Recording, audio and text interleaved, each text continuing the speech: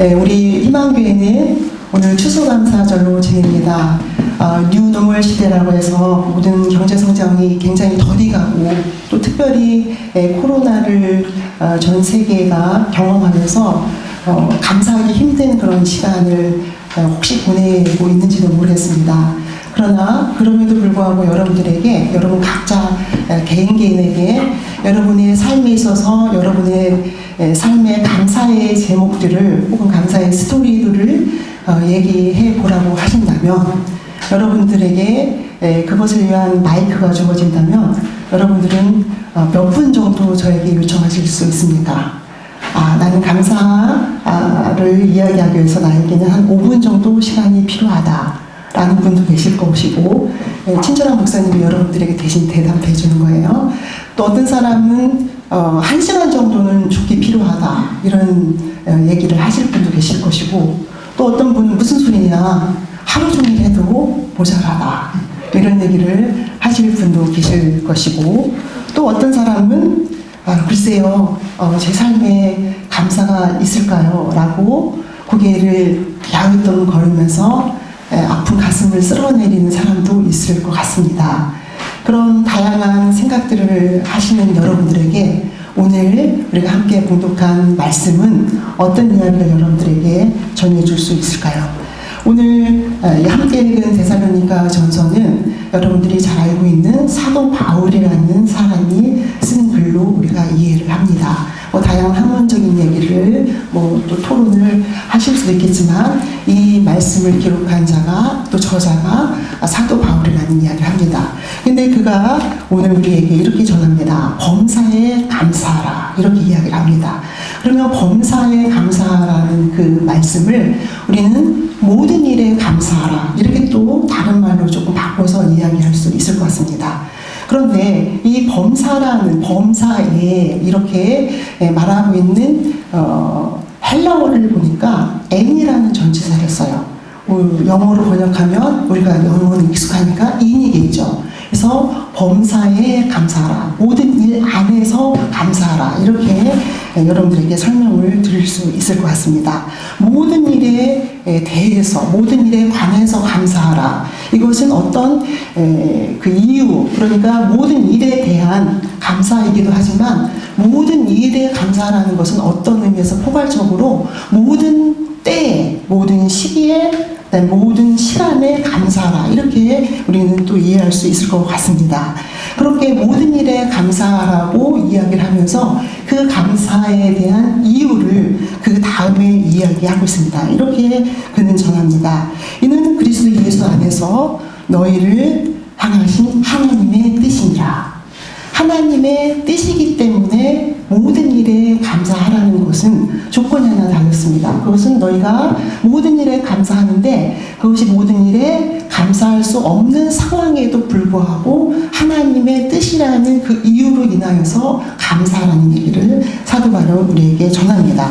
그렇다면 사도 바울은 이 글을 우리에게 전하는, 이 당부를 우리에게 전하는 이 바울은 어떤 사람이었길래 우리에게 이런 얘기를 전할 수 있었을까?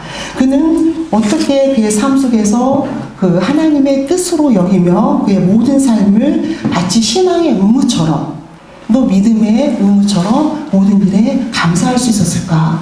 우리는 사도 바울의 삶을 한번 들여다볼 수가 있습니다. 그는 어떤 삶을 살았을까라고 우리는 그의 삶에 대해서 질문을 던지는 우리에게 오늘 저는 사도 바울이 우리에게 남긴 3가지의 본문을 전하고자 합니다. 먼저 고린도 후서 4장 16절을 보면 그는 이렇게 이야기하고 있습니다. 그러므로 우리가 낙심하지 아니하노니 우리의 겉사람은 낡아지나 우리의 속사람은 날마다 새로워지느니라, 이렇게 이야기하고 있습니다. 그리고 두 번째 제가 준비한 본문은 고린도 후서 5장 17절입니다. 5장 17절에 보면 그런즉 누구든지 그리스도 예수 안에 있으면 새로운 피조물이라, 이전 것은 지나갔으니 보라 새 것이 되었도다, 이렇게 고백하고 있습니다. 그리고 마지막으로 세 번째 말씀 갈라디아서 2장 20절에 보면은 내가 그리스도와 함께 십자가에 못 박혔나니 그런즉 이제는 내가 사는 것이 아니요 내 안에 그리스도께서 사신 것이라. 이제 내가 사는 것은 나를 사랑하사 나를 위하여 자기 몸을 버리신 하나님의 아들을 믿는 믿음 가운데 사는 것이다. 이렇게 그는 이야기하고 있습니다. 오늘 제가 여러분들에게 이 드린 이 세 가지의 공통점을 여러분들이 찾을 수 있다면 그것이 과연 무엇일까요? 저는 이 세 가지 말씀에서 하나의 공통점을 여러분들에게 말씀을 드리고 싶습니다. 그 공통점으로 존재하는 내용은 그가 그 고백을 통해서 지금의 자신의 삶을 이전의 삶과 분리해서 생각하고 싶어 한다는, 지금의 삶을 이전 과거의 삶과의 그러한 사건과 분리해서 생각하는, 이전의 사람이 내가 아니다, 나는 지금 이전과 다른 사람이다라는 그렇게 구별해서 자신을 표현하고 있고 신앙으로 고백하고 있다는 것을 보게 됩니다. 그렇다면 사도 바울은 왜 이렇게 자기가 새로운 사람이라는 거, 이전의 과거의 사람이 더 이상 아니라는 고백을 그의 모든 서신을 통해서 그렇게 간절히 이야기하고 있는 것일까요? 우리는 그것이 궁금합니다. 물론 이런 사도 바울의 이런 고백이 과거의 자신과의 자신의 삶과의 구별하려고 하는 그런 의도가 신학적으로 많은 이야기를 할 수 있지만 우리는 신앙적으로 한번 접근해 보려고 합니다. 사랑하는 성도 여러분, 여러분들이 이런 경험을 해보셨습니까? 여러분의 삶 속에서 특별히 어떤 과거의 사건으로부터 벗어나고 싶은, 혹은 그 사건은 기억하고 싶지 않은 그런 경험을 혹시 해보셨습니까? 마치 사도 바울이 고백하고 있는 이 성경의 내용들은 그렇게 사도 바울이 자신의 과거의 일로부터 혹은 과거의 사건으로부터 또 과거의 상황으로부터 애타게 벗어나려고 하고 있다는 것을 우리는 보게 됩니다. 그렇다면 왜 그가 그렇게 그런 자신의 삶을 기억하고 싶지 않아 하는 것처럼 보일까요? 우리는 그의 삶의 구체적인 중요한 사건으로 가볼 수가 있습니다. 사도행전 8장 3절은 이렇게 우리에게 전합니다. 사울이 교회를 잔멸할세 각 집에 들어가 남녀를 끌어다가 목에 가두니라. 이렇게 사도 바울의 행적을 이야기하는 것처럼 사도 바울은 그런 사람이었습니다. 그는 길리기아 다소 출신으로 굉장히 지성인이었고 지적인 사람이었고, 그리고 그렇게 지적인 지성인으로서 그가 추구하는 바와 어긋나는 그렇게 예수 그리스도를 따르는 많은 사람들을 잔멸하기 위해서, 교회를 잔멸하기 위해서 예수를 따르는 많은 예수의 사람들을 끌어다가 감옥에 가두는 일을 한 그러한 사람이었습니다.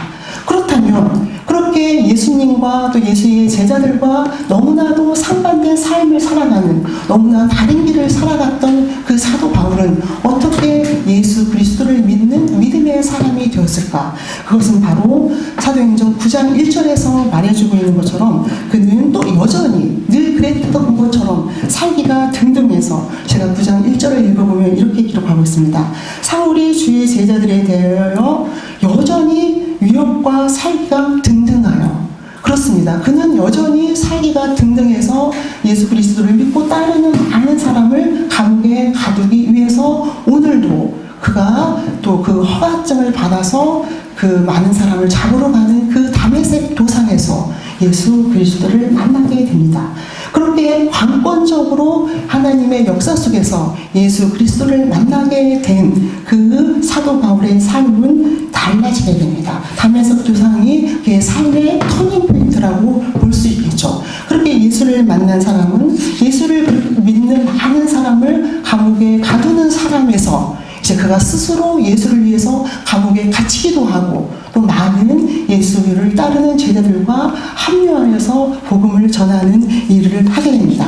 그런 사도 바울이 오늘 아까 말씀드린 것처럼 우리를 향해서 범사에 감사하라, 이는 우리를 향하신 하나님의 뜻이라는 얘기를 하고 있습니다. 그런데 그가 그렇게 범사에 감사할 수 있었던 굉장한 중요한 그 기본적인 이유는 그렇게 예수 그리스도를 핍박하고 그를 따르던 많은 무리들을 옥에 가뒀던 그의 삶의 행적과 다르게 그는 이제 변화된 삶이었고, 그렇게 변화된 새로운 삶을 살아갈 수 있는 구원의 삶을 살게 하신 하나님 앞에, 그리고 그 예수 그리스도의 구원하심 앞에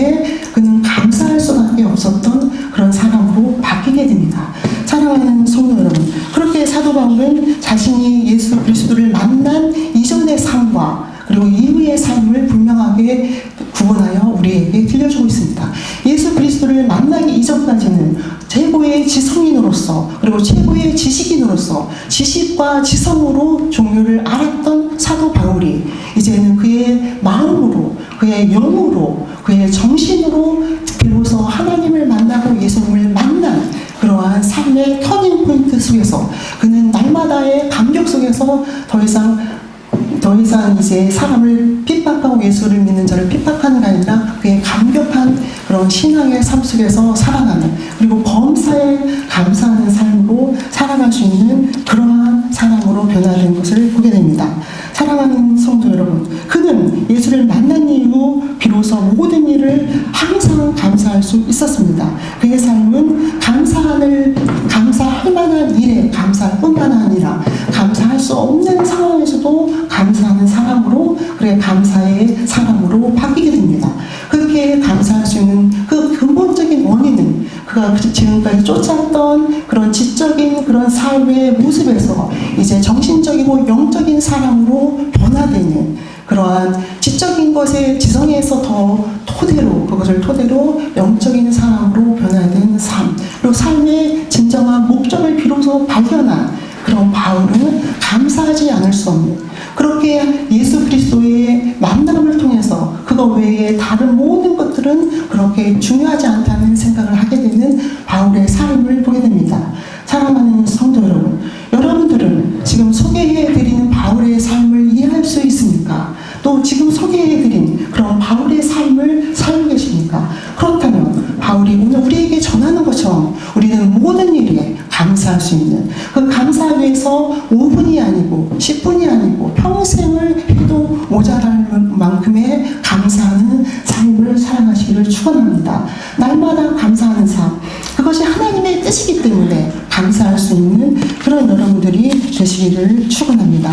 두 번째로는 어떻게 그가 또 감사의 삶, 날마다 감사하는 삶을 살아갈 수 있었을까?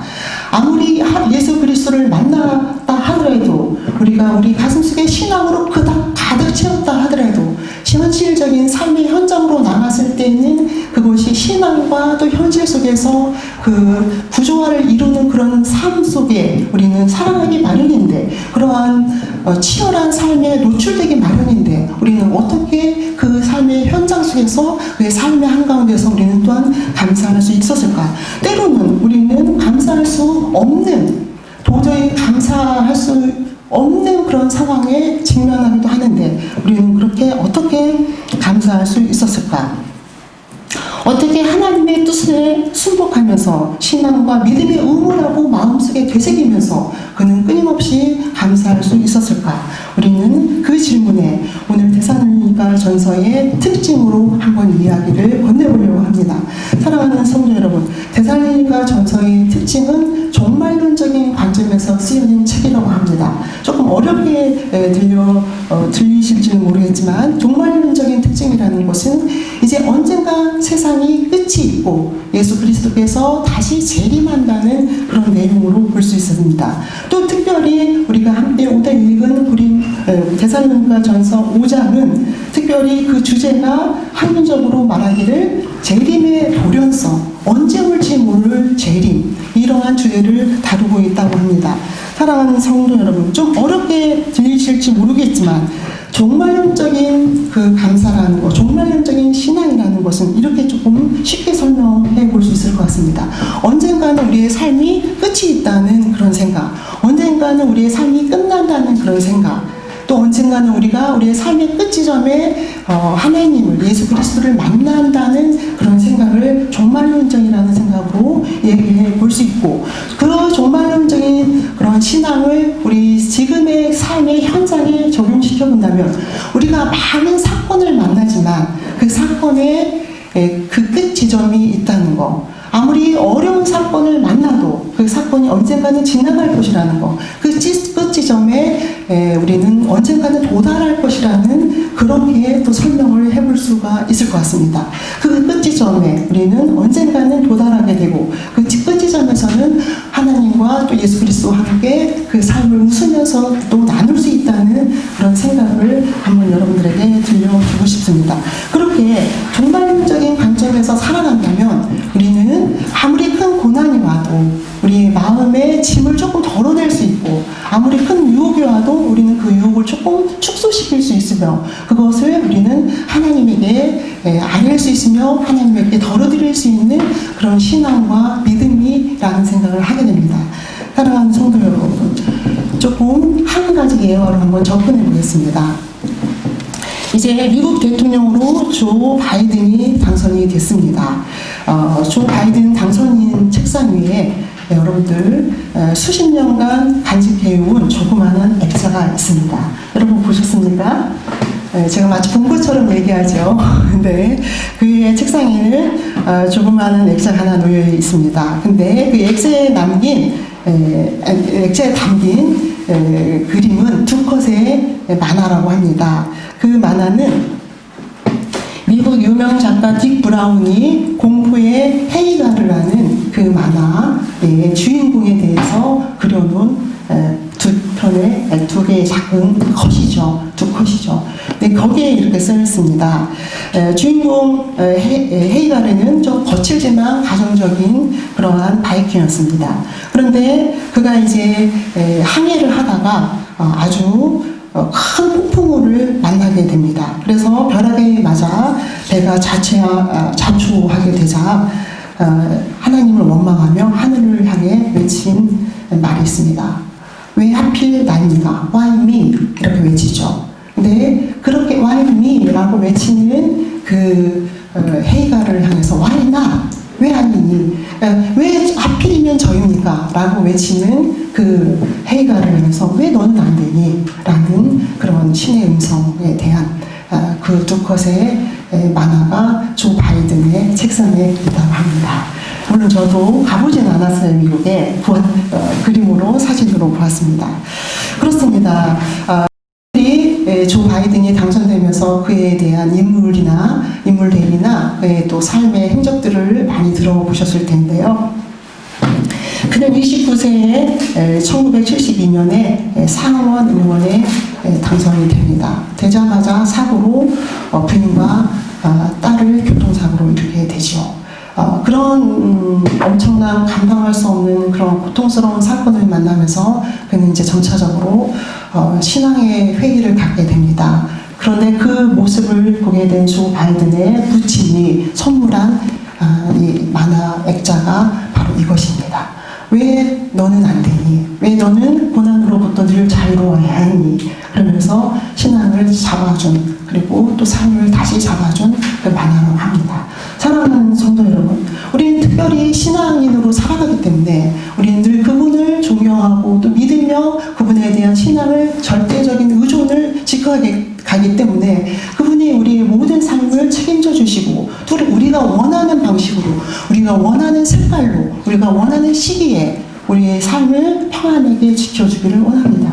그러나 우리가 때로는 이해할 수 없는 그 원인과 결과가 나에게 있지도 않은 시절을 만나기도 합니다. 그럴 때 우리는 하나님을 떠나는 것이 아니라 범사에 감사할 수 있어야 된다는 이야기를 바울이 우리에게 전해줍니다.